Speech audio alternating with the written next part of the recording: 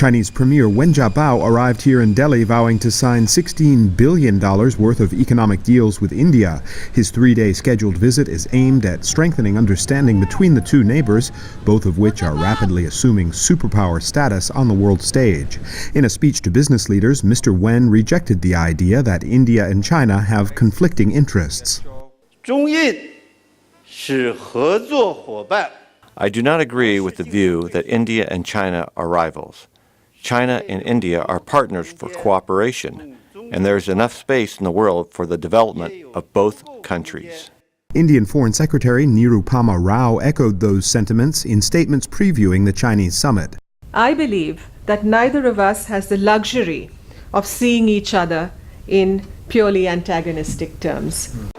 China is India's biggest trade partner in a two-way relationship worth $60 billion a year. However, Sujit Dutta, a scholar at Delhi's Nelson Mandela Center for Peace and Conflict Resolution, says the two have a shaky relationship in certain areas. It's less than rivalry, more than friendly competition. It's a status quo of a type which is not very stable. For decades, China has claimed India's northeastern state of Arunachal Pradesh, labeling it South Tibet. Indian authorities describe the India-China border in that region as peaceful, but allow virtually no foreign correspondent visits to the area. The two countries hope to strengthen measures to prevent conflict along their respective line of control.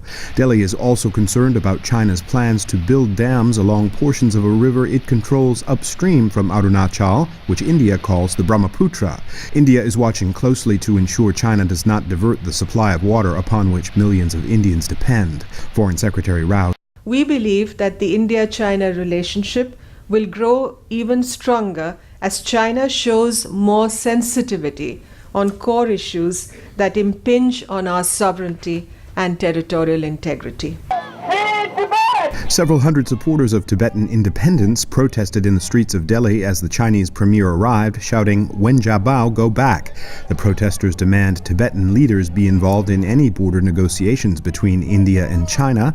Beijing views India's hosting of the Tibetan exile community and its spiritual leader, the Dalai Lama, as one of the strongest irritants in the two countries' relationship. Premier Wen is scheduled to be in India until Friday, when he plans to depart for Pakistan. Kurt Achin, VOA News, Delhi.